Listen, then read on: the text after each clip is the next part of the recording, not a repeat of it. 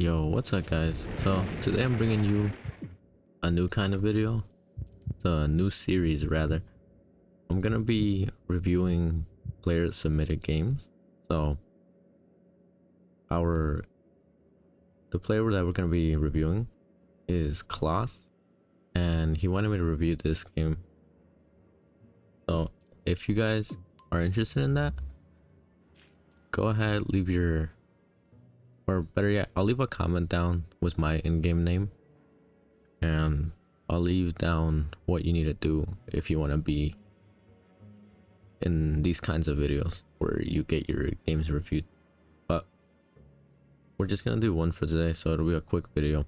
So he's up against Breaking, and he's on the map the penny drop. He's gonna start off with a, looks like a cowbell and a razor mouse. So level 4 and 5. The guy's versing starts off with a bachelor level 3, so pretty evenly matched. And our guys, the enemy's actually gonna end up saving up.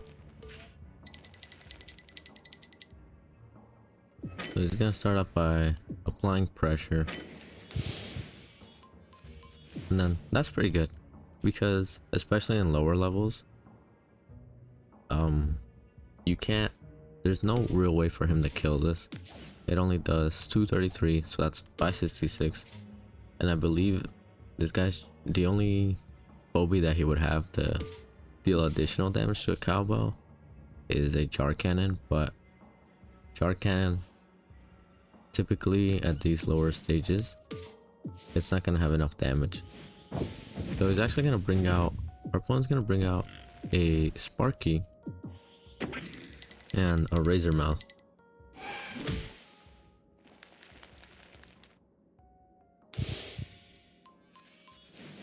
Sparky is an interesting choice for our opponent because while his stats are okay, he really, I would have only brought this out if our opponent had, let's say, maybe 3 or 2 mechanicals out. You shouldn't ever really bring electrical damage phobies just to deal with a 1 cost. So it is an interesting choice. He's gonna go ahead and move his cowbell out of range. It's pretty smart. Right there, I think the only thing I would have done different, the moving your cowbell away is smart.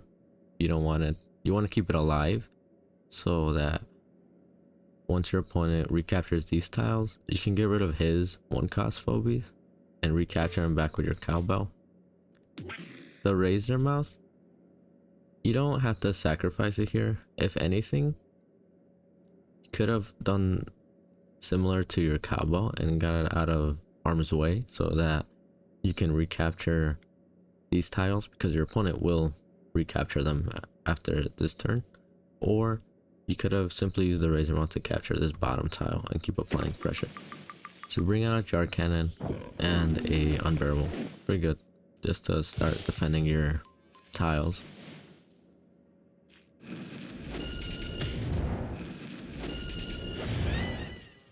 So again, you just want to try to get the most value you can out of your 1 cost, especially since this map has a healing spa.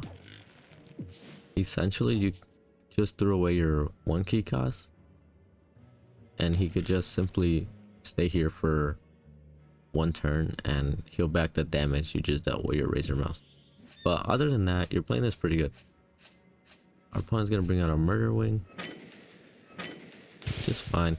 Only thing I would have changed is maybe, I guess, the cowbell tile. So if you ever see your opponent playing a bachelor, keep your 1 cost phobie in range, especially if you know that next turn they're gonna recapture the tile. Keep it in range because bachelor usually dies in 2 shots. So what you can do is, if your cowbell was positioned here or even this tile, you could have shot it once with the jar cannon, and then your cowbell could have went here, hit the bachelor. Because bachelor is dimensional, your cowbell will survive the damage, and get pulled and capture this tile for you. But that's alright. You know, that's what these games are for, so that you can review.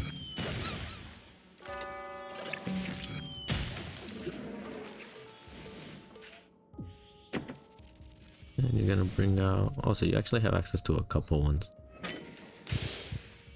Couple 1 key cost phobies. So, right there it's fine.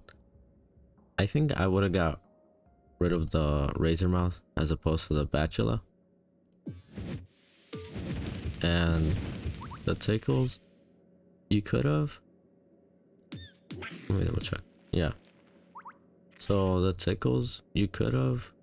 There was no need to place it here, because next turn it's just gonna die to Razor Mouse or Murderwing or even Sparky. So you kind of just threw away 1 key cost phobia for no reason.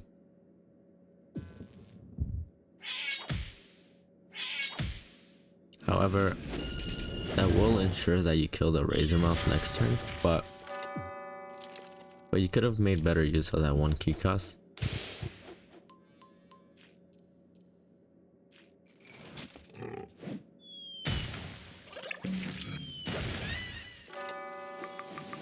And he's gonna step back, allow his Jar Cannon to heal, and you have a Stairmaster.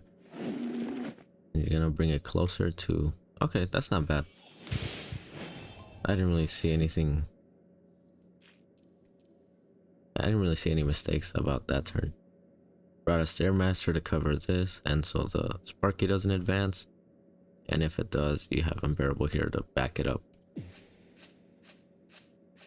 Okay, so the opponent is going to overextend with his Murderwing and bring out a Cassowary and a Sheeping Gas. So our opponent made a mistake because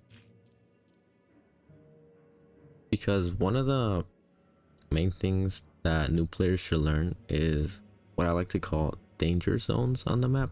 So let's take for instance where the spawn point is. If Cloth were to spawn any range unit that has 2 movement and a range of 2, basically he can move it to this spot, this tile, or this one, and he can target any enemy phobies that are right here, here, and here. So the Murderwing, he can just take 2 shots at it with the Jar Cannon, and then summon a Murderwing or Cassowary or anything that reaches this Murderwing, and the Murderwing essentially just died for nothing. Yeah, so he's gonna bring out a Cassowary.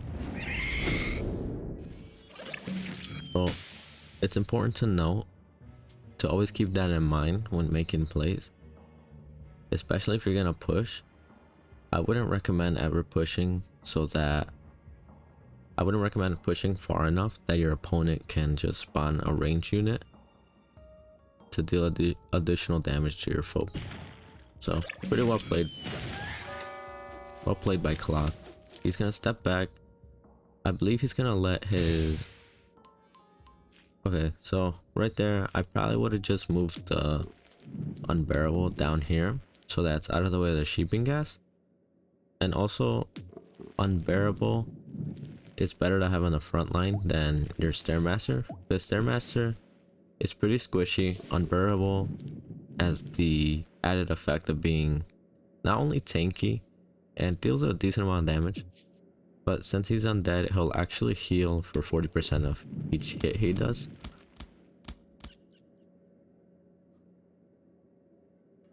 See, if you would have moved your Unbearable down here, you could have just killed the Cassowary, no problem.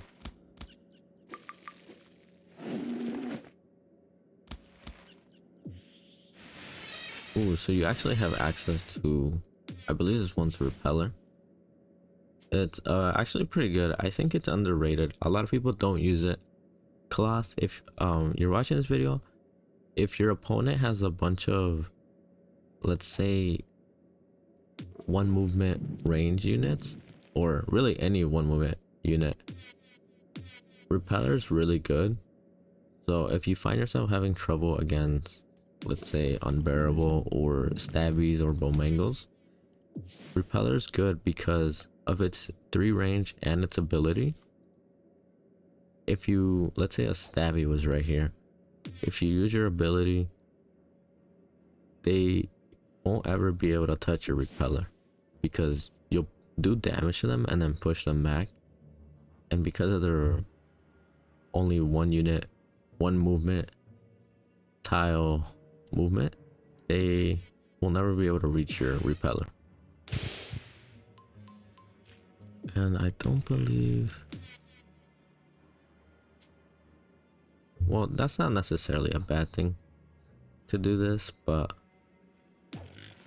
the Sparkgate actually does one-shot the repeller. However, I'm not sure if you're trying to bait him or not.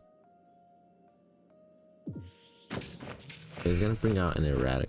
Okay, interesting. Looks like you're getting ready to push and take back part of the map. Gonna move unbearable there. It's not bad.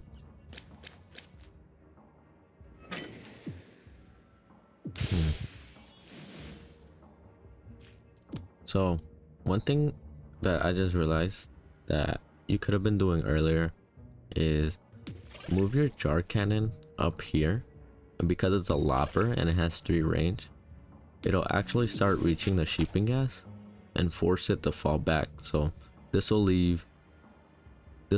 make it so that you could start positioning phobies on these 2 tiles. So it looks like our opponent's about to go all in. He is gonna kill the cassowary, which is fine. It looks like he's gonna start to advance. Let's see what our guy does. So he's gonna hit the sheeping gas, and I'm assuming, okay, that's interesting. We'll see what happens before I say anything.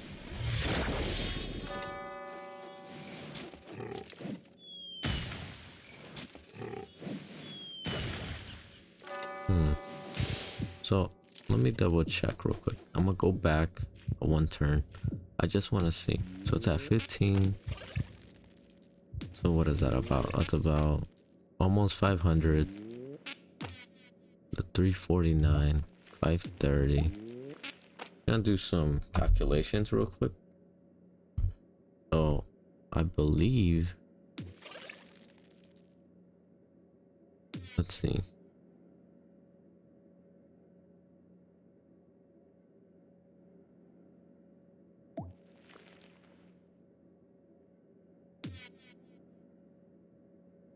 Let me just double check real quick, guys.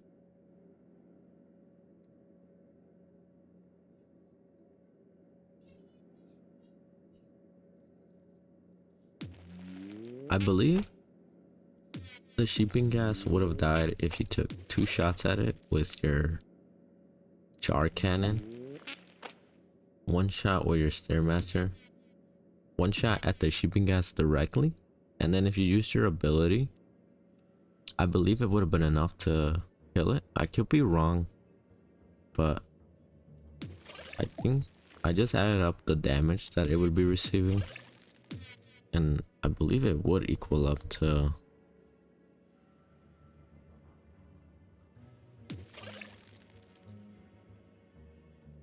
let's see, let me double check. Yeah, I think, yeah, it would have been enough to kill the sheeping gas.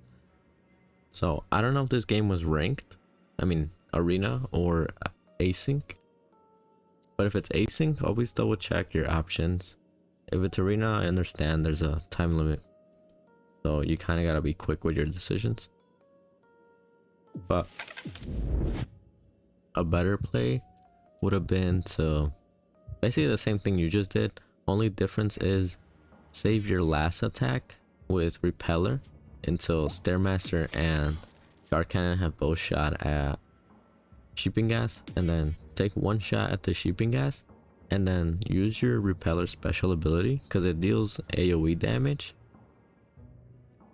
Hit the Sparky, and then the Sparky and erratic would have been pushed backwards, saving your unbearable from taking 2 hits from each of them, while also killing the sheep and gas.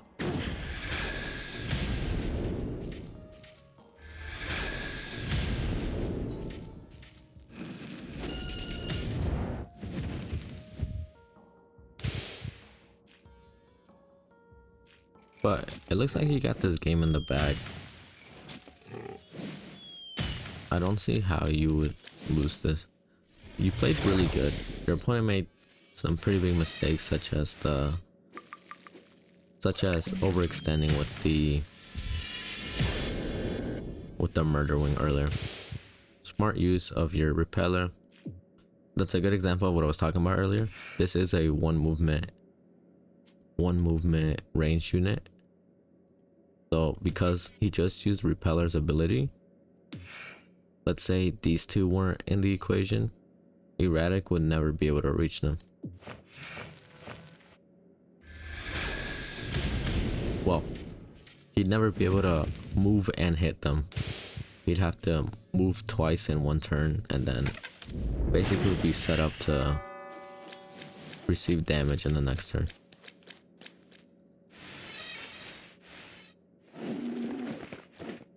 So right there, this is a lobber. So what I would have done, since your opponent has no more keys left, essentially you're gonna win this match regardless of what he does, unless you just decide not to damage his Sparky. I would have kept the unbearable here and just started taking shots at the Sparky.